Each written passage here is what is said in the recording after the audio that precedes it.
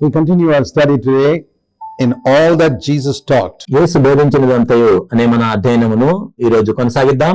Based on Matthew 28 and verse 20, మత్తయి సువార్త 28వ అధ్యాయం 20వ వచనాన్ని ఆధారం చేసుకొని, where Jesus commanded us to go into all the world and every nation, make disciples and teach them everything that he had commanded.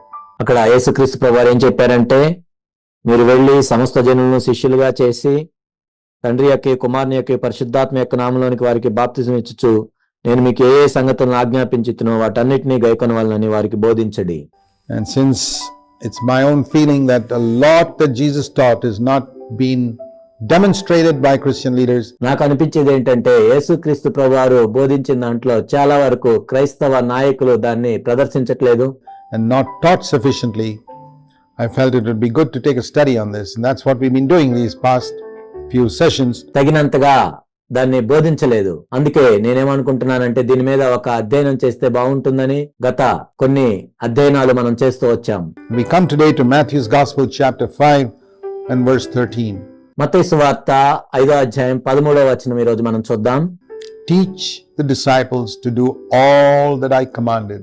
నేను ఏ సంగతులను మీకు ఆజ్ఞాపించితినో వాటన్నిటినీ గైకొనమని శిష్యులకు బోధించుడి.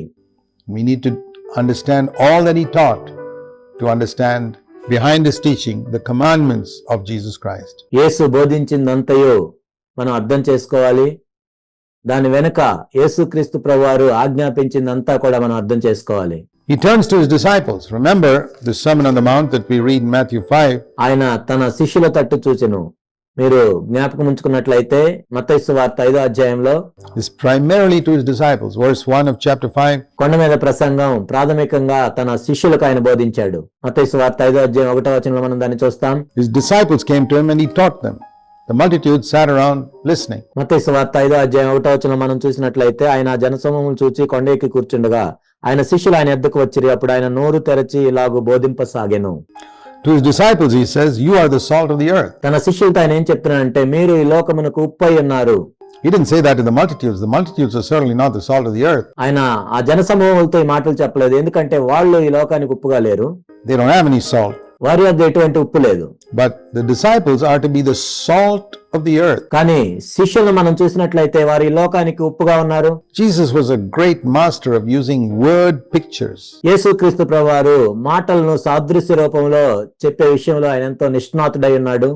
And he left it to us to understand the meaning behind them as we seek for the inspiration and revelation of the Holy Spirit. దాని వెనుక ఉన్న అర్థం ఏంటో మనం గ్రహించటానికి ఆయన మనకు సహాయం చేస్తూ వస్తాడు. ఈ విధంగా దీని వెనుక ఉన్న పరిశుద్ధాత్మని యొక్క ప్రత్యక్షతను మనం చూసినట్లయితే, You are the salt of the earth, but if the salt has become tasteless, how will it be made salty? మీరు ఈ లోకమునకు ఉప్పు అయి ఉన్నారు. ఉప్పు నిస్సారమైతే అది దేని వలన సారం పొందును? It is good for nothing anymore except to be thrown out and trampled underfoot by men. అది బయట పారవేయబడి మనుషుల చేత త్రొక్కబట్టుకే గాని మరి దేనికి నీ పనికిరాదు. So, what is the purpose of salt? ఇక్కడ ఉప్పు యొక్క ఉద్దేశం ఏంటి? Particularly in our food. He's talking about taste here. ముఖ్యంగా మన ఆహార విషయంలో చూసినట్లయితే ఇక్కడ రుచి గురించి ప్రస్తావించారు. Salt is used for many other reasons, like to preserve fish and other things like that for long periods. They put it in salt. ఉప్పు అనేది వేరే వాటికి కూడా ఉపయోగిస్తారు. చేపలను కానీ వాటిని ఎక్కువ రోజులు ఉంచటానికి ఉప్పులో వేసి ఉంచుతారు. But he's not speaking here about the preserving power of salt. ఒక దాన్ని పాడైపోకుండా ఉప్పు కాపాడుతుంది, దాని గురించి ఇక్కడ ప్రభు చెప్పట్లేదు. He's talking about taste. ఇక్కడ రుచి గురించి ఆయన చెప్తూ ఉన్నాడు. We can't preserve the world from becoming rotten. ఈ లోకం అనేది కుళ్ళిపోకుండా మనమేమి కాపాడలేము. It will become rotten ఈ లోకం అనేది కుళ్ళిపోతుంది. because men's hearts are fully set on evil. ఎందుకంటే మనుషుల యొక్క హృదయాలు చెడు వైపే ఉన్నాయి. But in the church, he's talking about disciples who have retained the taste of heaven in their life. కానీ సంఘంలో మనం చూసినట్లయితే ఇక్కడ శిష్యుల గురించి చెప్పారు. వారి జీవితాల్లో పరలోకపు రుచిని కలిగి ఉన్నారు. That means when you come in touch with this disciple, you taste something of heaven. దాని అర్థం ఏంటంటే ఈ శిష్యుల్లో మీరు ఎవరి దగ్గరికైనా వచ్చినట్లయితే ఆ పరలోకపు రుచిని మీరు చూడగలుగుతారు, Which is so different from what you see in the average person ఒక సాధారణ వ్యక్తి కంటే కూడా ఇదెంతో వ్యత్యాసంగా ఉంటుంది. who tastes of this earth. What do I mean by tasting of heaven and tasting of the earth? ఈ భూ సంబంధమైన రుచిని కలిగిన ఒక సాధారణ వ్యక్తి కంటే కూడా ఎంతో వేరుగా ఉంటుంది. ఏంటి ఈ భూ సంబంధమైన రుచి అంటే ఏంటి, పర సంబంధమైన రుచి అంటే ఏంటి? A lot of people, when you meet them, all they can talk about is what's happening on the earth and what's the latest price of the stocks and shares, and అనేక మంది నువ్వు కలిసినప్పుడు వాళ్ళు ఏం మాట్లాడతారంటే ఈ లోకంలో ఏం జరుగుతుంది, షేర్లు స్టాక్స్ వెల ఎలా ఉన్నాయి అని మాట్లాడుతూ ఉంటారు. what calamity is happening here and what evil is happening there, and ఇక్కడ ఏం విపత్తు జరుగుతుంది, అక్కడ ఏమి చెడు జరుగుతుంది, etc., etc., etc. All the gossip, all the latest gossip concerning other people, all the evil that you can find about people, and to share that and air that with others. లేక ఇతరుల గురించిన పుకార్లు, వాళ్ళ గురించిన విషయాలు ఎవరితో పంచుకోవాలని చూస్తూ వాళ్ళ గురించి మాట్లాడుతూ ఉంటారు. Now, this is the taste of the world. ఇది ఈ లోకానికి సంబంధించిన రుచి. The taste of heaven is something that brings life and joy and peace and goodness. కానీ పర సంబంధమైన రుచిని మనం చూసినట్లయితే ఆనందము, సంతోషము, సమాధానము, మంచితనము ఇవన్నీ ఉంటాయి. And it's very rare to find people like that, అలా ఉన్న వాళ్ళని మనం కనుగొనటం చాలా అరుదుగా ఉంటుంది. who got the life of Jesus bubbling up in them. They're like salt that give taste to their surroundings. యేసు యొక్క జీవము వాళ్ళలో పొంగి పొర్లుతూ ఉంటుంది. వాళ్ళ చుట్టుపక్కల ఉన్న వాళ్ళకి వీళ్ళు రుచికరంగా ఉంటారు. Just like, in a bowl of food, you need very little salt. ఒక గిన్నెలో ఆహారం ఉన్నట్లయితే దానికి కావలసిన ఉప్పు చాలా తక్కువగా ఉంటుంది. You don't even need 1 spoon of salt, would be too much. నీకు ఒక్క చెంచా ఉప్పు కూడా అవసరం లేదు, ఎందుకంటే చాలా ఎక్కువ అవుతుంది. In a bowl of curry and food, you need very little salt to give taste to the whole food if the salt is really powerful and good. ఒక గిన్నెలో ఉన్న కూరకో లేకపోతే ఆహారానికో రుచి కోసం చాలా తక్కువ ఉప్పు అవసరం అవుతుంది, ఆ ఉప్పు సారం కలిగి ఉన్నట్లయితే. But if the salt is tasteless, then even if you put 20 spoons in it, it's not going to make any difference in the taste. కానీ ఆ ఉప్పు నిస్సారమైనట్లయితే నువ్వు 20 చెంచాలు వేసినా కానీ ఆ రుచి రాదు. So the point here is not quantity, but quality. ఇక్కడ ఏంటంటే సంఖ్య కాదు కానీ నాణ్యత. If the salt has become tasteless, he's not talking about quantity of salt here at all. ఇక్కడ ఉప్పు నిస్సారం అయితే అని చెప్తూ ఉన్నారు, ఇక్కడ ఎంత ఉప్పు అని చెప్పట్లేదు. And thereby he's showing us that his disciples will always be small in number. దీన్ని బట్టి ఆయన ఏం చెప్తున్నాడు అంటే తన శిష్యులు ఎప్పుడు కూడా తక్కువ సంఖ్యలోనే ఉంటారు. Here you have a plate of rice and curry. How much salt are you going to put in that whole plate of rice and curry? ఇక్కడ ఒక ప్లేట్ లో అన్నం ఉంది, కూర ఉంది, నీవు ఎంత ఉప్పు వేసుకుంటావు అందులో? Not even half a teaspoon. Teaspoon లో సగం ఉప్పు కూడా వేసుకోము. You need very little salt to make that whole plate taste right. ఆ ప్లేట్ లో ఉన్న ఆహారం అంతా కూడా సరిగా రుచిగా ఉండాలంటే నీకు చాలా తక్కువ ఉప్పు మాత్రమే అవసరం అవుతుంది. And so the proportion of the amount of salt there compared to all of that food is about the size of true disciples on earth compared to the population of the world. కాబట్టి ఆ ఆహారాన్ని అందులో వేసుకునే ఉప్పుని మనము ఈ లోకంలో ఉన్న మనుషుల్ని శిష్యులతో పోల్చి చూసుకున్నట్లయితే శిష్యుల యొక్క సంఖ్య చాలా తక్కువగా ఉంటుంది. And sometimes even the number of people in the church, the true disciples, are very few.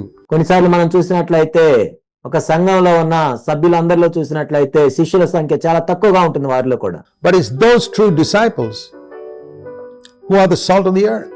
కానీ ఎవరైతే ఆ నిజమైన శిష్యులుగా ఉన్నారో వారే ఈ లోకంలో ఉప్పై ఉన్నారు. It's because of them that the earth is preserved from judgment. వారిని బట్టే ఇంకా ఈ లోకం అనేది తీర్పు తీర్చబడకుండా ఉంచబడింది. You remember in Sodom, the Lord told Abraham in Genesis, and when Abraham was praying concerning Sodom, సొదొమును గురించి మనం చూసినట్లయితే సొదొము గురించి అబ్రహాము ప్రార్థన చేసినప్పుడు దేవుడు ఏ విధంగా చెప్తూ ఉన్నాడు? he said, supposing, Lord, you find only 10 righteous people in Sodom, Genesis 18 and verse 32. ఇక్కడ అబ్రహాము దేవునితో చెప్తూ ఉన్నాడు ఆదికాండం 18:32లో, ఒకవేళ సొదొములో కేవలం 10 మంది నీతిమంతులు మాత్రమే ఉంటే the Lord said, I won't destroy Sodom. ఇక్కడ దేవుడు ఏం చెప్తున్నాడంటే నేను సొదొమును నాశనం చేయను. If there are 10 righteous people in that city, 10 people were enough to preserve the city from being destroyed. ఆ పట్టణములో 10 మంది నీతిమంతులుంటే సరిపోతుంది. ఆ పట్టణము నాశనం చేయబడకుండా కాపాడబడుతుంది. But there were not 10, and so it was destroyed. కానీ అక్కడ 10 మంది కూడా లేరు, అందుకే అది నాశనం చేయబడింది. In Jeremiah's time, the Lord reduced that number even further. ఇర్మియా సమయంలో మనం చూసినట్లయితే ఆ సంఖ్యను ప్రభు ఇంకా తగ్గించారు. If you turn to the prophecy of Jeremiah, and the Lord told Jeremiah ఇర్మియా చెప్పిన ప్రవచనంలో మనం చూసినట్లయితే దేవుడు ఇర్మియాతో ఈ విధంగా చెప్తున్నాడు. in chapter 5 and verse 1, ఇర్మియా 5:1 he says, roam to and fro through the streets of Jerusalem. You know, Jeremiah was prophesying at a time when Israel was about to be taken into captivity by the Babylonian king. యెరూషలేము వీధుల్లో ఇటు అటు పరిగెత్తుచు చూచి తెలుసుకొనిడి. ఇక్కడ ఇర్మియా ప్రవచిస్తూ ఉన్నాడు. అది ఎప్పుడు అంటే యెరూషలేముని బబులోను వారు చెరపట్టబడక మునుపు ఆ సమయంలో ప్రవచిస్తూ ఉన్నాడు. And that was God's punishment. But before that, Jeremiah went to prophesy and warn them. అది దేవుడు విధించిన శిక్ష. దానికంటే ముందు ఇర్మియా ప్రవచిస్తూ ఉన్నాడు దీని విషయమై. He preached for 40 years, they wouldn't listen to him. 40 సంవత్సరాలు ఆయన ప్రకటిస్తున్నా కానీ ఆ మాటలు వాళ్ళు వినలేదు. But the Lord told Jeremiah, go through the streets of Jerusalem and see if you can find one man, not 10. ఇర్మియాతో దేవుడు చెప్తున్నాడు, నువ్వు వెళ్ళి యెరూషలేము వీధుల్లో అటు ఇటు తిరుగు, కనీసం నువ్వు ఒక్క వ్యక్తిని కనుగొన్నా సరే, 10 మంది కాదు, ఒక్కరు. One single man who does justice, who speaks truth, and I will pardon the whole city. న్యాయము జరిగించుచు నమ్మకముగా నుండి యత్నించుచున్న ఒకడు మీకు కనపడిన యెడల నేను దాన్ని క్షమించుదును. That's amazing. But there wasn't one. ఎంత ఆశ్చర్యం, కానీ ఒక్కరు కూడా లేరు. And so the whole city went captive. ఆ పట్టణం అంతా కూడా చెరపట్టబడింది. Very often God is looking like that. You read in Ezekiel and chapter 22. Ezekiel was also a prophet. తరచుగా మనం చూసినట్లయితే దేవుడు దీనికోసం వెతుకుతూ ఉంటాడు. హెచ్కేలు 22 మనం చూసినట్లయితే హెచ్కేలు కూడా ఒక ప్రవక్తగా ఉన్నాడు ఇక్కడ. At the time of Babylon. And God says through Ezekiel in Ezekiel 22 and verse 30. ఆ బబులోను సమయంలోనే హెచ్కేలు కూడా ప్రవక్తగా ఉన్నాడు. హెచ్కేలు 22:30లో దేవుడు ఈ విధంగా చెప్తూ ఉన్నాడు, I search for one man నేను ఒక్క వ్యక్తి గురించి వెతుకుతున్నాను. among all of them who should stand in the gap for me and build the wall, that I shouldn't destroy the land. But I found none. నేను దేశమును పాడు చేయకుండానట్లు ప్రాకారమును దిట్టపరచుటకును బద్దలైన సందులో నిల్చుటకును తగిన వాడెవడని నేను ఎంతో విచారించెను, ఒకడైనను కనపడలేదు. The same words. It's not quantity. It's not 10,000 people. One man. ఇక్కడ కూడా ఇదే మాట. ఇక్కడ సంఖ్యను గురించి చెప్పట్లేదు. 10,000 మంది అవసరం లేదు, ఒక్క వ్యక్తి. It's amazing what God can do through one man if he's wholehearted, radical. ఒక వ్యక్తి పూర్ణ హృదయంతో ఉన్నప్పుడు, ఎంతో తీవ్రంగా ఉన్నప్పుడు ఒక్క వ్యక్తి ద్వారా దేవుడు ఎంత చేయగలడో చూడటం అనేది ఎంతో ఆశ్చర్యకరం. Think of Moses, one man in the Old Testament, మనం మోషే గురించి ఆలోచించినట్లయితే పాత నిబంధనలో ఒక్క వ్యక్తి ద్వారా through whom God could deliver 2 million Israelites. 20 లక్షల మంది ఇశ్రాయేలుని దేవుడు విడిపించాడు. There was nobody else in Israel who was fit to be the leader. ఇశ్రాయేలులో నాయకునిగా ఉండదగిన వ్యక్తి ఒక్కరు కూడా లేరు. In Elijah's time, even though there were 7,000 people who did not bow the knee to Baal, a picture of 7,000 believers who don't worship idols. ఇది దేనికి సాదృశ్యంగా ఉందంటే విగ్రహారాధన చేయని 7,000 మంది విశ్వాసులను సూచిస్తుంది. But there was only one man, Elijah, who could bring the fire down from heaven. కానీ ఆకాశం నుండి అగ్నిని దింపిన ఒకే ఒక్క వ్యక్తి ఏలియా.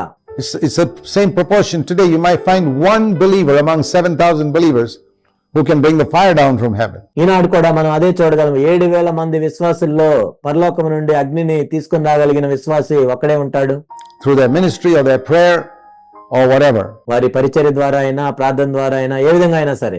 7,000 may say, I don't do this and I don't do that. Their testimony is negative. మిగిలిన 7,000 మంది ఏం చెప్తారంటే, నేను అది చేయను, ఇది చేయను అని చెప్తూ ఉంటారు. వాళ్ళు మానేసినవని చెప్తూ ఉంటారు. I don't go to the movies and I don't drink and I don't gamble and I don't smoke cigarettes, etc. నేను సినిమాలకు వెళ్ళను, మద్యం తాగను, నేను పేకాట ఆడను, నేను సిగరెట్లు తాగను, ఇలాంటివన్నీ చెప్తూ ఉంటారు. They don't worship Baal. వాళ్ళు బయలును ఆరాధన చేయట్లేదు. But who can bring the fire down from heaven? One who lives before God's face, like Elijah. కానీ పరలోకం నుండి అగ్నిని తీసుకొని రాగలిగిన వ్యక్తి ఎవరు? ఎవరైతే దేవుని యొక్క సన్నిధిలో జీవిస్తూ ఉంటారో ఏలియా వంటి వారే తీసుకొని రాగలరు. He had salt. Same in the New Testament. తాను ఉప్పును కలిగి ఉన్నాడు క్రొత్త నిబంధనల వలె. If you remove one man from that early church, the Apostle Paul, just remove him. ఆది సంఘంలో నుంచి ఒక్క వ్యక్తిని మనం తీసివేసినట్లయితే అపోస్తలుడైన పౌలుని, If he were non-existent, ఒకవేళ పౌలు ఉండి ఉండకపోతే, can you imagine the loss that that church would have faced? The loss we would have faced with so much of scripture missing? సంఘం ఎంత కోల్పోయి ఉండేదో మీరు ఊహించారా? లేఖనాలు ఎంత మనం కోల్పోయే వాళ్ళము. One man. Of course, God's work is not going to be hindered because one man fails. ఒక్క వ్యక్తి ద్వారా జరిగింది. ఒకవేళ ఒక వ్యక్తి పడిపోయినట్లయితే దేవుని యొక్క పనేమీ ఆగదు. But what I'm trying to say is, God could have used somebody else. దేవుడు ఇంకొకరినైనా వాడుకోవచ్చు. కానీ నేనేం చెప్పదలుచుకున్నానంటే, But I see in scripture that God accomplishes a lot very often through one single person who's wholehearted. కానీ లేఖనాల్లో నేను చూసినప్పుడు పూర్ణ హృదయంతో ఉన్న ఒక్క వ్యక్తి ద్వారా దేవుడు ఎన్నో సాధించాడు. More than 10,000 compromisers. 10,000 మంది రాజీ పడేవారి కంటే కూడా. That is the point that's being emphasized when he tells his disciples, you're like salt. మీరు ఈ లోకమునకు ఉప్పై ఉన్నారు అని యేసుక్రీస్తు ప్రభు తన శిష్యులతో చెప్పటంలో ఉన్న అర్థం ఇది. Don't ever complain, oh, we are so few. అయ్యో మేము చాలా కొద్ది మంది ఉన్నాము అని ఎప్పుడు ఫిర్యాదు చేయొద్దు. I remember a situation in our own church in Bangalore. మా సొంత సంఘం బెంగళూరులో నాకు కొన్ని సందర్భాలు గుర్తున్నాయి. Where in more than one situation we found a need to pray for the government. కొన్ని సందర్భాల్లో ప్రభుత్వం గురించి మేము ప్రార్థన చేయాల్సిన అవసరం వచ్చింది. For the problems in the city. ఆ పట్టణంలో ఉన్న సమస్యలను బట్టి. And we said, Lord, we're not a big church. ఓ ప్రభువా, మేమేమి పెద్ద సంఘంగా లేము అని నేను చెప్పాను. But we have two good qualities in our midst. One, we are pursuing holiness with all of our heart. మా మధ్యలో రెండు మంచి లక్షణాలు ఉన్నాయి. ఒకటేంటంటే మా పూర్ణ హృదయంతో మేము పరిశుద్ధతను వెంబడిస్తున్నాం. We're not here to compare ourselves with others, but we can honestly say before God, we're sincerely seeking to pursue holiness and to please you. ఓ ప్రభువా, మేము ఇతరులతో పోల్చి చూసుకోవట్లేదు, కానీ మేము యథార్థంగా చెప్పగలము, మేము పూర్ణ హృదయంతో పరిశుద్ధతను వెంబడిస్తూ ఉన్నాం. In everything, we don't want to please men. మిమ్మల్ని సంతోష పెట్టడానికి ప్రయత్నిస్తూ ఉన్నాం. మేము మనుషులను సంతోష పెట్టట్లేదు. We don't want to worship money. మేము డబ్బును ఆరాధన చేయట్లేదు. We have no interest in money in our church. మా సంఘంలో డబ్బు మీద మాకు ఎటువంటి ఆసక్తి లేదు. And so we don't worship mammon. We worship Christ. కాబట్టి మేము సిరిని సేవించట్లేదు, కానీ క్రీస్తుని సేవిస్తూ ఉన్నాం. And the second thing is to the best of our ability and knowledge. రెండోది ఏంటంటే మాకు తెలిసిన దాంట్లో మా సామర్థ్యం ఉన్న కొలది we were one with each other. We were not a church full of strife and quarrels and disputes and cliques. మేము ఒకరితో ఒకరు ఐక్యత కలిగి ఉన్నాము. మాకేమీ తగాదలు లేవు, పోట్లాటలు లేవు, చిన్న చిన్న గ్రూపులు లేవు, and etc. I say, so ఇలాంటివన్నీ ఏమీ లేవు. we got a pursuit of holiness and unity. మేము పరిశుద్ధతను వెంబడిస్తూ ఉన్నాము, ఐక్యతను కలిగి ఉన్నాము. And those are the things God looks for. దేవుడు చూసేది కూడా వాటి కోసమే. Because if I regard iniquity in our heart, the Lord will not hear us. ఎందుకంటే నా హృదయంలో నేను పాపమును లక్ష్యముంచిన ఎడల దేవుడు నా మనవి ఆలకించడు. Psalm 66:18. Keerthana 66:18. And where two are united, Matthew 18 verse 19 and 20. మత్తయి సువార్త 18:19-20 వచనాల ప్రకారం ఎక్కడైతే నా నామములో ఇద్దరు ముగ్గురు కూడి ఏకీభవించి ప్రార్థన చేస్తారో, said you can ask for anything because the Lord is in the midst. ఆ విధంగా నీవు ప్రభువుని ఏదైనా అడగొచ్చు, ఎందుకంటే ప్రభు మన మధ్యలో ఉంటాడు కాబట్టి. So I said we've got purity, we got unity. ప్రభు, మేము పరిశుద్ధతను కలిగి ఉన్నాము, ఐక్యతను కలిగి ఉన్నాము. We got the right to get an answer to our prayer. ఓ ప్రభు, మేము చేసిన ప్రార్థనకు జవాబు పొందే హక్కు మాకుంది. And we've got that answer many a time. అనేక సార్లు ఆ జవాబును మేము పొందాము. In many miracles that God has done. దేవుడు అనేక అద్భుతాలు చేశాడు. How does God do these things? దేవుడు వీటిని ఎలా చేస్తాడు? Through a few people కొద్దిమంది ద్వారా, who have not lost the taste of radical righteousness, ఎవరైతే నీతి విషయంలో తీవ్రంగా ఉండి వాళ్ళ రుచిని కోల్పోరో, purity, fervent love, pursuing humility, etc. పవిత్రత విషయంలో, మికుటమైన ప్రేమ విషయంలో, దీనత్వం విషయంలో, మొదలైన వాటన్నిటిలో. So keep this in mind, you're the salt of the earth. కాబట్టి మీరు ఎప్పుడు జ్ఞాపకం ఉంచుకోండి, మీరు ఈ లోకమునకు ఉప్పై ఉన్నారు. Then he said you're the light of the world. ఆ తర్వాత ఆయన ఏం చెప్పాడంటే మీరు ఈ లోకమునకు వెలుగై ఉన్నారు. A city set on a hill cannot be hidden, nor do men light a lamp and put it under the peck measure, Matthew 5 and verse 15. మత్తయి సువార్త 5:15 మనుష్యులు దీపము వెలిగించి కొంచెము క్రింద పెట్టరు, కానీ అది ఇంటి నుండి వారికి అందరికీ వెలిగించుటకై దీపస్తంభం మీదనే పెట్టుదురు. But on the lampstand it gives light to all that are in the house. Let your light shine before men in such a way they may see your good works and glorify your Father who is in heaven. మనుషులు మీ సత్క్రియలను చూచి పరలోకమందున మీ తండ్రిని మహింపరచునట్లు వారి ఎదుట మీ వెలుగు ప్రకాశింపనీయుడి. Light is another illustration, the word picture that Jesus used. వెలుగు అనే సాదృశ్యమును కూడా యేసుక్రీస్తు ప్రభువారు ఉపయోగించారు. A bulb, for example, or in those days a lamp. ఇప్పుడు మనం చూసినట్లయితే ఒక బల్బు, ఆ రోజుల్లో అయితే ఒక దీపము. The wick of a lamp is a very, very small thing. ఒక దీపం యొక్క ఒత్తి చాలా చిన్నగా ఉంటుంది. A bulb is a very small thing. Bulb కూడా చాలా చిన్నగా ఉంటుంది. But it lightens up a whole room. కానీ ఒక గది అంతటిని అదే వెలిగిస్తుంది. The wick of a lamp in those days was so small, but as it burned, it lit up the whole room. ఆ రోజుల్లో మనం చూసినట్లయితే ఆ దీపం యొక్క ఒత్తి కూడా చాలా చిన్నగా ఉంటుంది, కానీ ఆ గది అంతటికి అది వెలుగునిస్తుంది. It was not the size of the wick or the size of a bulb, but the intensity of light that would come forth from it. ఆ ఒత్తి యొక్క పరిమాణము లేక ఆ బల్బు యొక్క పరిమాణము కాదు, కానీ అది ఎంత తీవ్రంగా వెలుగుతుందో దాన్ని బట్టి వెలుగొస్తుంది. Again, the emphasis is not on quantity but quality. ఇక్కడ కూడా సంఖ్యను బట్టి కాదు, కానీ నాణ్యతను బట్టి చెప్పటం జరిగింది. We have 0-watt bulbs which emit such a dim light that you can hardly see anything from it. 0 what bulb అని ఉంటుంది, దాని నుండి ఎంతో తక్కువ కాంతి వస్తుంది, దాదాపుగా దాంట్లో మనం ఏమీ చూడలేము. And then we have powerful bulbs about the same size, which halogen bulbs which light up a whole street. కానీ అదే పరిమాణంలో హాలోజన్ బల్బ్స్ అని ఉంటాయి.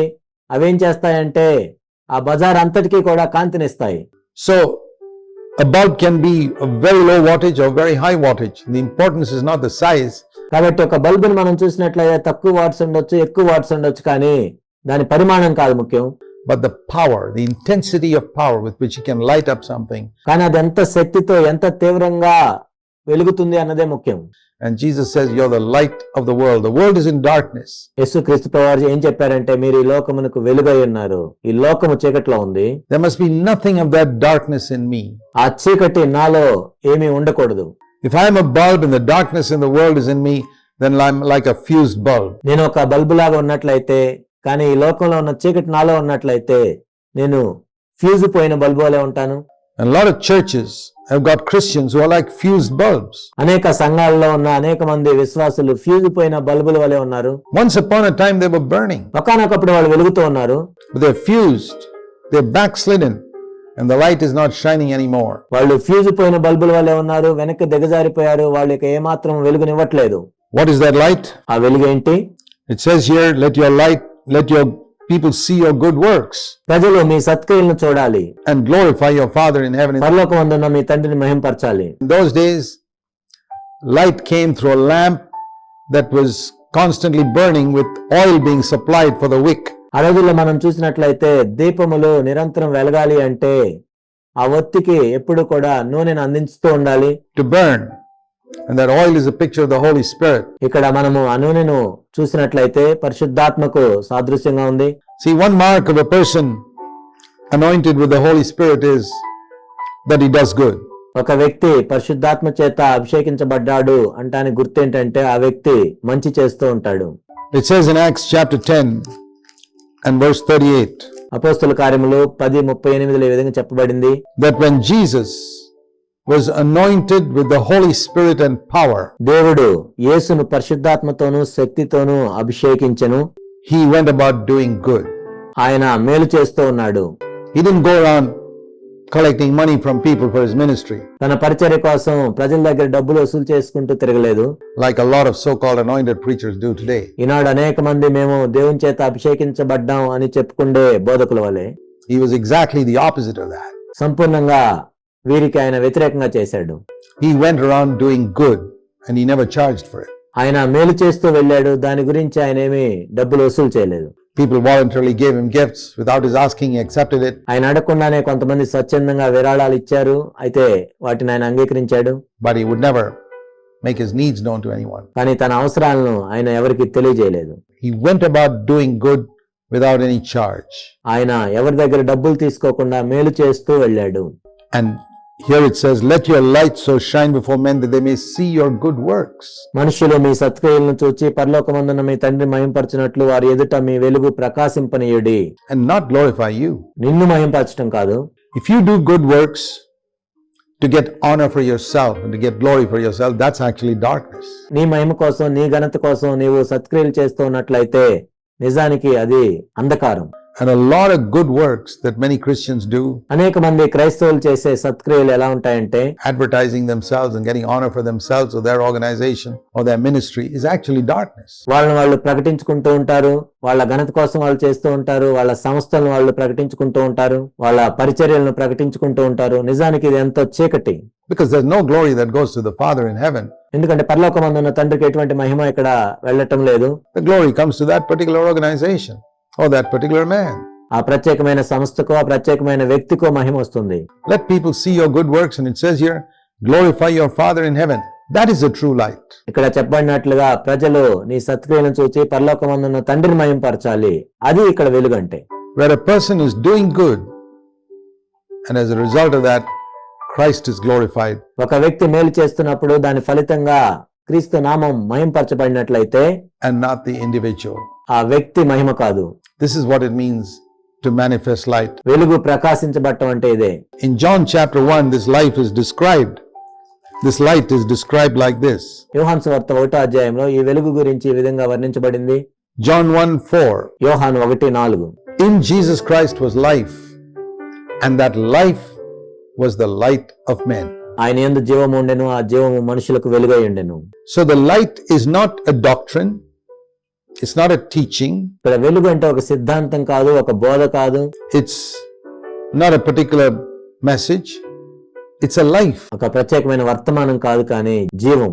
It's the very life of Jesus coming forth from us యేసు క్రీస్తు ప్రభు యొక్క జీవం మనలో నుండి బయలు వెళ్ళాలి through the Holy Spirit. పరిశుద్ధాత్మ ద్వారా. That is what the light is. అదే వెలుగంటే. Like that old lamp was lit with the oil. ఆ రోజుల్లో ఉండే దీపము ఏ విధంగా అయితే నూనె ద్వారా వెలిగించబడుతుందో, The light, the life of Jesus coming forth from us, that is the light. మనలో నుండి బయలు వెళ్లే యేసు ప్రభు యొక్క జీవమే నిజమైన వెలుగు. Now it's very interesting to see that Jesus said in John 8 and verse 12, యోహాను సువార్త 8:12లో యేసుక్రీస్తు ప్రభువారు ఈ విధంగా చెప్పారు, I am the light of the world. He said that very clearly. ఎంతో స్పష్టంగా ఆయన చెప్పింది ఏంటంటే, నేను ఈ లోకమునకు వెలుగై ఉన్నాను. And he is the light of the world. He who follows me shall never walk in darkness. ఆయన ఈ లోకమునకు వెలుగై ఉన్నాడు. ఎవరైతే ఆయన వెంబడిస్తారో వాళ్ళు అంధకారంలోనికి వెళ్ళరు. Whenever a person is walking in darkness, according to John 8:12, యోహాను 8:12 ప్రకారం ఎవరైతే చీకటిలో నడుస్తున్నారో we can say that that person is not following Jesus. ఆ వ్యక్తి యేసు ప్రభువును వెంబడించడం లేదని మనం చెప్పొచ్చు, Without a doubt. ఎటువంటి సందేహం లేకుండా. If any of you are saying, well, I'm a bit dark right now, well, you may not be following Jesus. That's why. నేను కొంచెం చీకట్లో ఉన్నాను అని మీరు ఎవరైనా చెప్పినట్లయితే నీవు యేసు ప్రభువును వెంబడించట్లేదని అర్థం. I'm not saying that you are confused about God's will. నీవు దేవుని చిత్తం కనుగొనే విషయంలో నీవు తడబడుతున్నప్పుడు నేను చెప్పట్లేదు. Even Jesus was confused about the Father's will, perplexed in the Garden of Gethsemane. Gethsemane తోటలో యేసుక్రీస్తు ప్రభువారు కూడా తండ్రి చిత్తమును కనుగొనే విషయంలో ఆయన కూడా తడబడ్డాడు. That's why he prayed for 1 hour. Father, what is your will? Should I drink this cup or not? అందుకే ఆయన గంటసేపు ప్రార్థన చేశారు, ప్రభువా మీ చిత్తం ఏంటి, ఈ గిన్నెలోనిది నేను త్రాగాలా లేదా? That's not darkness. Perplexity is part of the life of faith. అది చీకటికి సంబంధించింది కాదు. ఆ విధంగా తడబట్టం అనేది విశ్వాస జీవితంలో ఒక భాగం. But darkness is something else, కానీ చీకటి అంటే ఇది వేరు. something contrary to the life of Jesus. యేసుక్రీస్తు ప్రభు యొక్క జీవమునకు అది విరోధమైంది. He who follows me will never walk in darkness, but have the light of life. నన్ను వెంబడించేవాడు చీకటిలో నడవక జీవపు వెలుగును కలిగి ఉంటాడు. Because I am the light of the world. ఎందుకంటే నేను లోకమునకు వెలుగై ఉన్నాను. But then he went on to say in John chapter 9 and verse 5, ఆ తర్వాత ఇంకా యోహాను సువార్త 9వ అధ్యాయం 5వ వచనంలో ఈ విధంగా చెప్పారు, that I am the light of the world only for a certain period of time. నేను ఈ లోకమునకు వెలుగై ఉన్నాను, అయితే అది కొంతకాలం వరకు మాత్రమే. 33.5 years. That's all. అది కేవలం 33.5 సంవత్సరాలు మాత్రమే. John chapter 9 verse 5, while I am in the world, యోహాను 9:5, నేను ఈ లోకములో ఉన్నప్పుడు I am the light of the world. నేను లోకమునకు వెలుగును. And how long was he in the world? for 33 and a half years. ఆయన ఈ లోకంలో ఎన్నాళ్ళు ఉన్నాడు? 33.5 సంవత్సరాలు. Well, people may be super spiritual and say, well, isn't Christ in the world right now? అంటే కొంతమంది చాలా విపరీతమైన ఆత్మీయులు అనుకొని క్రీస్తు ఈనాడు లోకంలో లేడా అని అడుగుతారు. Well, if you read in John chapter 17, he says, యోహాను సువార్త 17వ అధ్యాయం మీరు చదివినట్లయితే ఆయన ఇక్కడ ఈ విధంగా చెప్తున్నాడు. in John 17 verse 11, I am no more in this world. యోహాను 17:11 నేను ఇక మీదట ఈ లోకంలో ఉండను. We got to get rid of our super spirituality. కాబట్టి మన విపరీతమైన ఆత్మీయతలను మనం తొలగించుకోవాలి. When Jesus left this earth and went to heaven, this is on the eve of the cross, he says, I am no more in the world. యేసుక్రీస్తు ప్రభువారు ఈ భూమిని విడిచిపెట్టి పరలోకానికి వెళ్లే ముందు, ఆ సిలువకు వెళ్లే ముందు ఆయన చెప్తున్న మాట ఏంటంటే, నేను ఇక ఈ లోకంలో ఉండను. But these disciples are here in the world. కానీ ఆయన యొక్క శిష్యులు ఈ లోకంలో ఉంటారు. They are in the world, but I am no more here. I'm going. వాళ్ళు ఈ లోకంలో ఉంటారు, నేను ఈ లోకంలో ఉండను, నేను వెళుచున్నాను. I'm coming to you. And I'm coming to you, Holy Father. I'm not in the world anymore. తండ్రి, నేను నీ వద్దకు వస్తున్నాను, నేను ఇక లోకంలో ఉండను. So when he said in John 9 that as long as I'm in the world, he was talking about that 33 and a half year period. నేను ఈ లోకంలో ఉన్నప్పుడు అని ఇక్కడ యోహాను 9:5 యేసుక్రీస్తు ప్రభువు చెప్తున్నప్పుడు ఈ 33.5 సంవత్సరాల గురించి ఆయన చెప్తున్నాడు. Where he manifested life. అక్కడ ఆయన జీవాన్ని ప్రత్యక్షపరిచాడు. So after he's gone, now he's gone up to heaven. ఆయన వెళ్ళిపోయిన తర్వాత ఆయన ఇప్పుడు పరలోకానికి వెళ్ళాడు. Who is the light of the world today? ఈ రోజు లోకానికి ఎవరు వెలుగై ఉన్నారు? Turn back to Matthew 5 and verse 14. మత్తయి సువార్త 5:14 మనం మరొకసారి చూసినట్లయితే, You are the light of the world. మీరు ఈ లోకమునకు వెలుగై ఉన్నారు. So if somebody were to ask me, who is the light of the world? ఇప్పుడు ఎవరైనా నన్ను అడిగినట్లయితే, ఈ లోకానికి వెలుగై ఎవరున్నారు అని అడిగినట్లయితే, The right scriptural answer would be to say, me. లేఖనానుసారమైన సరి అయిన జవాబు ఏంటంటే, నేనే. I'm the light of the world. నేనే ఈ లోకమునకు వెలుగై ఉన్నాను. And others who follow Jesus. మరియు ఎవరైతే యేసుక్రీస్తు ప్రభువుని వెంబడిస్తున్నారో వాళ్ళందరూ కూడా. Have you ever thought of it like that? మీరు ఎప్పుడైనా ఇలా ఆలోచించారా? Have you ever thought of answering that question, who is the light of the world, by saying, me? మీరు ఎప్పుడైనా ఈ ప్రశ్నకి ఈ విధంగా జవాబు ఇవ్వాలని అనుకున్నారా? ఎవరైనా మిమ్మల్ని అడిగినట్లయితే, ఈ లోకానికి వెలుగై ఎవరున్నారని అడిగినట్లయితే, నేనే అని. And others who follow Jesus. మరియు యేసుక్రీస్తు ప్రభువును వెంబడించే వాళ్ళందరూ కూడా. That is the right answer. అదే దానికి సరైన జవాబు. It's very easy to say, oh, not me, just look at Jesus. నేను కాదు, యేసు ప్రభువుని చూడు అని చెప్పడం ఎంత సులభం. But he's not in the earth. He said, I am the light of the world only as long as I'm in the world. కానీ ఆయన ఇక్కడ లేడు, నేను ఇక్కడ ఉన్నప్పుడు ఈ లోకానికి వెలుగై ఉన్నానని ఆయన చెప్పాడు. See, so many Christians haven't read the scriptures properly. అనేక మంది క్రైస్తవ లేఖనాలను సరిగా చదవలేదు. And they've got all types of wrong ideas which are in their head, which is from their own understanding. అందుకని వాళ్ళ మెదడులో ఎప్పుడు కూడా చాలా తప్పుడు అపార్థాలు కలిగి ఉన్నారు. వాళ్ళ సొంత ఆలోచన ప్రకారం వాళ్ళు లేఖనాలను అర్థం చేసుకుంటున్నారు. And they're completely wrong. వాళ్ళు ఎంతో తప్పుగా అర్థం చేసుకుంటున్నారు. Just like God depended 100% on Jesus Christ during those 33 years to manifest his life perfectly. దేవుడు తన జీవాన్ని పరిపూర్ణంగా ప్రత్యక్షం చేయటానికి యేసుక్రీస్తు ప్రభువు మీద 100% ఏ విధంగా అయితే ఆధారపడ్డాడో, he is depending on his church, ఇప్పుడు ఆయన తన సంఘం మీద ఆధారపడుతున్నాడు. his disciples on earth, to manifest that same life now perfectly. అదే వెలుగు పరిపూర్ణంగా ప్రత్యక్షపరచడానికి తన శిష్యుల మీద ఆయన ఆధారపడుతున్నాడు. Let people see your good works మనుషులు మీ సత్క్రియలను చూడనివ్వండి. and glorify your Father who is in heaven. పరలోకమందున్న మీ తండ్రిని మహింపరచునట్లుగా. Turn back to Matthew chapter 5 and verse 17. మత్తయి సువార్త 5వ అధ్యాయం 17వ వచనాన్ని మనం చూద్దాం. Don't think that I came to abolish the law of the prophets. I did not come to abolish, but to fulfill. ధర్మశాస్త్రమునైను ప్రవక్తల వచనములైను కొట్టివేయవచ్చునని తలంచవద్దు, నెరవేర్చుటకే గాని కొట్టివేయుటకు నేను రాలేదు. You know, the fundamental principle behind God's law is his life. దేవుని యొక్క ధర్మశాస్త్రం వెనుక ఉన్న ప్రాథమికమైన నియమం ఏంటంటే ఆయన జీవం. In the law, he was in a limited way putting into writing what his nature was like. దేవుని యొక్క స్వభావం ఎలా ఉంటుందో తన ధర్మశాస్త్రములో కొన్ని పరిమితులు కలిగి ఆయన రాశాడు. The absence of idolatry and giving God the first place and విగ్రహారాధన చేయకూడదని, దేవునికి మొట్టమొదటి స్థానం ఇవ్వాలని, honoring father and mother, తల్లిదండ్రులను గౌరవించాలని, never hurting other people with murder, adultery, or any such thing, etc., etc. నరహత్య ద్వారా కానీ వ్యభిచారం ద్వారా కానీ ఇతరులను గాయపరచకూడదని ఇలాంటివన్నీ కూడా ఆయన చెప్పాడు. Was a manifestation of the life of God in man. ఇదంతా కూడా దేవుని యొక్క జీవముని ఒక మనుష్యుడు ప్రత్యక్షపరచటం. And Jesus manifested that life. He says, I haven't come to abolish all that. యేసుక్రీస్తు ప్రభువారు ఆ జీవాన్ని ప్రత్యక్షపరచడానికే వచ్చారు. నేను ధర్మశాస్త్రాన్ని కొట్టివేయటానికి రాలేదు. The fundamental principle behind the law is never abolished. ధర్మశాస్త్రానికి వెనుకున్న ప్రాథమికమైన నియమం అనేది ఎప్పుడు కొట్టివేయబడదు. Now, some people misunderstand that verse to mean, therefore, well, we should keep the Sabbath as well. దీన్ని కొంతమంది అపార్థం చేసుకొని అలా అయితే మనం విశ్రాంతి దినాన్ని కూడా ఆచరించాలి కదా అని చెప్తుంటారు. Well, it's the principle behind that the Lord was speaking about here. ఇక్కడ దేవుడు ఏం చెప్తున్నాడంటే దాని వెనుక ఉన్న ప్రాథమికమైన నియమం గురించి చెప్తున్నాడు. And he says, until heaven and earth pass away, not Matthew 5:18, not the smallest letter or stroke shall pass away from the law till all is accomplished. He says, I've come to fulfill the law. ఆకాశమును భూమిను గతించిపోయినే గాని ధర్మశాస్త్రం అంతయు నెరవేరు వరకు దాని నుండి ఒక పుల్లయన్ను సున్నయన్ను తప్పిపోదని నిశ్చయముగా మీతో చెప్పుచున్నాను. మత్తయి సువార్త 5వ అధ్యాయం 18వ వచనం. దీన్ని నెరవేర్చడానికి నేను వచ్చానని ఆయన చెప్తున్నాడు. And then he goes on to say, if you cancel one of the least of these commandments, ఆ తర్వాత ఆయన ఇంకా చెప్తూ కాబట్టి ఈ ఆజ్ఞల్లో మిగులు అల్పమైన దాన్ని మీరు మీరినట్లయితే and teach other people that some commandment is unimportant, you'll be called least in the kingdom of heaven. మీరు ఇతరులతో ఆ ఆజ్ఞ అంత ప్రాముఖ్యమైనది కాదులే అని మీరు చెప్పినట్లయితే పరలోక రాజ్యంలో మీరు మిక్కిలి అల్పులుగా ఉంటారు.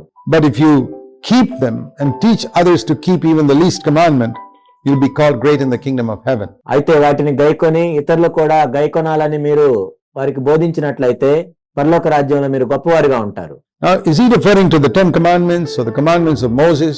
ఇక్కడ ఈయన పదాజ్ఞల గురించి ప్రస్తావిస్తున్నారా? మోషే ఇచ్చిన పదాజ్ఞల గురించి? Killing lambs and offering peace offerings and grain offerings and sin offerings. They were all there in the Old Testament. గొర్రెలను చంపి బలిగా అర్పించటము, పాప పరిహారార్థ బలి, సమాధాన బలి, ధాన్యమును అర్పించటం, ఇవన్నీ కూడా పాత నిబంధనలు ఉన్నాయి. We can't pick out one. ఏదో ఒక్కదాన్ని మనం ఎంచుకోలేము. But we see that these commandments, these laws were fulfilled in Christ. కానీ ఈ నియమాలను మనం చూసినట్లయితే ఇవన్నీ క్రీస్తులో నెరవేర్చబడ్డాయని మనం చూడగలం. So when he's speaking about the least commandment in the law, he's talking about the spirit of the law. ధర్మశాస్త్రంలో మిక్కిలి అల్పమైన ఆజ్ఞ గురించి ఆయన మాట్లాడుతున్నప్పుడు దాని వెనుక ఉన్న నియమం గురించి, ఆత్మ గురించి ఆయన మాట్లాడుతున్నాడు. Let me turn you to Colossians in chapter 2. కొలస్సీ 2 మనం చూసినట్లయితే He says here, don't let anyone act as your judge. Colossians 2:16. కొలస్సీ 2:16లో మీకు తీర్పు తీర్చిన ఎవనికిని అవకాశం ఇయ్యకుడి. In regard to food or drink or in respect to a festival, అన్నపానముల విషయంలోనైనను, పండగ, అమావాస్య, విశ్రాంతి దినమను వాటి విషయంలోనైనను, or a new moon or a Sabbath day, అన్నపానముల విషయంలోనైనను, పండగ, అమావాస్య, విశ్రాంతి దినమను వాటి విషయంలోనైనను. because all these things are a shadow, ఎందుకంటే ఇవన్నీ కూడా రాబో వాటి ఛాయ. including the 4th commandment of keeping the Sabbath. దీనిలో 4వ ఆజ్ఞ కూడా ఉంది, అదేంటంటే విశ్రాంతి దినాన్ని పాటించటం. He said it's only a shadow. ఇక్కడ ఏం చెప్పబడిందంటే అది కేవలం ఛాయ మాత్రమే. It's fulfilled in Christ. కానీ దాని నిజ స్వరూపము క్రీస్తులో ఉంది. Or in today's language we could say it's like a photograph. ఈ రోజుల్లో మనం మాట్లాడాలంటే అది ఒక ఫోటో లాంటిది. Until Christ came, you needed the photograph. క్రీస్తు వచ్చే వరకు కూడా మనకి ఫోటో కావాలి. See, if I'm not traveling with my wife, I may carry her photograph with me and look at it. ఒకవేళ నా భార్యతో నేను ప్రయాణించకుండా ఉన్నట్లయితే తన ఫోటో నా దగ్గర పెట్టుకొని నేను వెళ్తాను. But if I'm traveling with my wife, why do I need to look at the photograph? There's something wrong with a man who's traveling with his wife and still looks at the photograph. కానీ నా భార్యతో నేను ప్రయాణిస్తున్నప్పుడు photo చూడటం ఎందుకు? ఒకవేళ ఒక వ్యక్తి తన భార్యతో ప్రయాణిస్తూ ఫోటోను చూస్తూ ఉన్నట్లయితే అది ఏదో తప్పున్నట్లే. So the law is over. Now that Christ has come, he says, that was only a shadow. ఇప్పుడు ధర్మశాస్త్రము నెరవేర్చబడింది, క్రీస్తు వచ్చాడు. ఆ ధర్మశాస్త్రం అనేది కేవలం ఛాయ మాత్రమే. That is, it's an accurate picture of Christ. Many things in the Old Testament accurately portrayed Christ. క్రీస్తుని గురించి ఖచ్చితంగా సరిగా వర్ణించబడిన దృశ్యం ఇది. పాత నిబంధనలో అనేక విషయాలు మనం చూసినట్లయితే క్రీస్తు గురించి ఖచ్చితంగా సరిగా వర్ణించబడ్డాయి. But it's only a photograph. It's only a picture. It's a shadow. ఇది కేవలం ఫోటో మాత్రమే, దృశ్యం మాత్రమే, ఛాయ మాత్రమే. The reality is in Christ. కానీ నిజ స్వరూపము క్రీస్తులో ఉంది. So we need to keep that in mind when we think of Jesus speaking about fulfilling the law. క్రీస్తు ఇక్కడ ధర్మశాస్త్రం నెరవేర్చబడిందని చెప్తున్నప్పుడు దీన్ని మనం జ్ఞాపకం ఉంచుకోవాలి. The Sabbath was fulfilled, and now it's the inner Sabbath. విశ్రాంతి దినము నెరవేర్చబడింది. ఇప్పుడు అంతరంగంలో ఉండే విశ్రాంతి గురించి ఇక్కడ మాట్లాడుతున్నారు.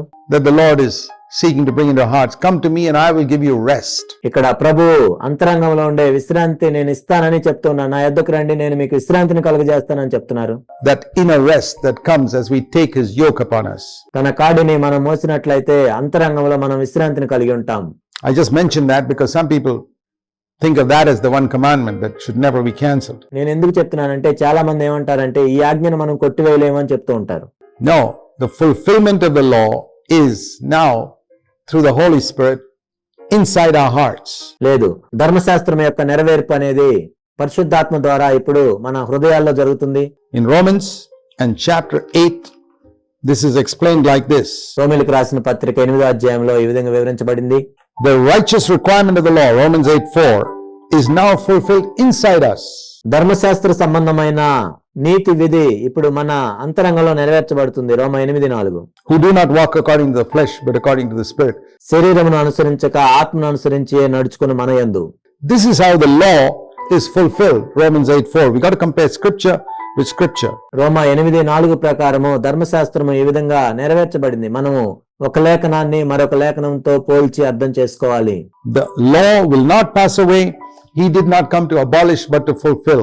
ధర్మశాస్త్రము కొట్టివేయబడదు, ఆయన నెరవేర్చుటకే గాని దాన్ని కొట్టివేయటకు రాలేదు. And it must be fulfilled in us. మనలో కూడా అది నెరవేర్చబడాలి. How is it going to be fulfilled in us? Romans 8:4. The righteous requirement of the law is fulfilled in us when we don't walk according to the flesh. అది మనలో ఏ విధంగా నెరవేర్చబడుతుంది? రోమా 8:4 ప్రకారం ధర్మశాస్త్రం యొక్క నీతి విధి మనలో ఏ విధంగా నెరవేర్చబడుతుందంటే మనం శరీరానుసారంగా కాకుండా ఆత్మానుసారంగా నడుచుకున్నప్పుడు. But according to the Holy Spirit, every single day. ప్రతిరోజు పరిశుద్ధాత్మను అనుసరించి మనం నడుచుకున్నప్పుడు. It's not by keeping a Sabbath or keeping some of those commandments. ఏదో మనం విశ్రాంతి దినాన్ని పాటించడం ద్వారానో మరొక ఆజ్ఞను పాటించడం ద్వారానో కాదు. So this is something we got to keep in mind. దీన్ని ఎల్లప్పుడూ మన మనసులో ఉంచుకోవాలి. And finally, he says, unless your righteousness, Matthew 5:20, exceeds the righteousness of the scribes and Pharisees, you cannot enter the kingdom of heaven. చివరిగా మనం చూసినట్లయితే మత్తయి సువార్త 5వ అధ్యాయం 20వ వచనంలో ఆయన ఈ విధంగా చెప్తూ ఉన్నారు. శాస్త్రుల నీతి కంటేను పరిసయ్యుల నీతి కంటేను మీ నీతి అధికము కాని ఎడల మీరు పరలోక రాజ్యంలో ప్రవేశింపనేరరు. And that we will study in our next study because he's explaining that further in the remaining verses. మన తర్వాతి అధ్యయనంలో దీని గురించి మనం అధ్యయనం చేద్దాము. ఆ తర్వాత వచనాల్లో దీని గురించి ఆయన వివరిస్తూ ఉన్నారు. But remember this, that Jesus Christ came to fulfill the law. కానీ దీన్ని జ్ఞాపకం ఉంచుకోండి, యేసుక్రీస్తు ప్రభువారు ధర్మశాస్త్రాన్ని నెరవేర్చడానికే వచ్చారు. And even in our lives, the law of God is to be fulfilled in our hearts. మన జీవితాల్లో కూడా దేవుని యొక్క ధర్మశాస్త్రం మన హృదయాల్లో నెరవేర్చబడాలి. In the Old Testament, they fulfilled it externally in various ways. పాత నిబంధనలో మనం చూసినట్లయితే వాళ్ళు రకరకాలుగా బాహ్యంగా దాన్ని నెరవేర్చారు. They kept the outside of the cup clean, but it's the inside that God is interested in now. వాళ్ళైతే గిన్నె వెలుపల శుద్ధి చేసుకున్నారు, కానీ ఇప్పుడు దేవుడు మన అంతరంగంలో శుద్ధి కలిగి ఉండాలని ఆసక్తి కలిగి ఉన్నాడు. We are to be the salt of the earth and the light of the world, and that life has to come from the Holy Spirit from within. మనము ఈ లోకానికి ఉప్పై ఉండాలి, ఈ లోకానికి వెలుగై ఉండాలి. అటువంటి జీవితమును పరిశుద్ధాత్మ ద్వారా మన అంతరంగంలో కలిగి ఉండాలి. Let's pray. ప్రార్థన చేసుకుందాం. Heavenly Father, as we bow before you, పరలోకపు తండ్రి, మీ ఎదుట మేము తల్ల వంచి ప్రార్థన చేస్తూ ఉన్నాం. we seek for clarity in understanding the truth of your word. ఓ ప్రభువా, మీ వాక్యంలో ఉన్న సత్యమును అర్థం చేసుకోవటానికి మాకు స్పష్టతను దయచేయండి. So that we don't get bogged down in ritual, ఆ విధంగా మేము ఏదో ఆచారాల ప్రకారం కొట్టుకొని పోకుండానట్లు, but live in the reality of the life of Christ. క్రీస్తు యొక్క జీవములో నిజ స్వరూపంలో మేము జీవించగలిగినట్లు We pray in Jesus' name. యేసు నామములో ప్రార్థిస్తున్నాం తండ్రి. Amen. ఆమేన్.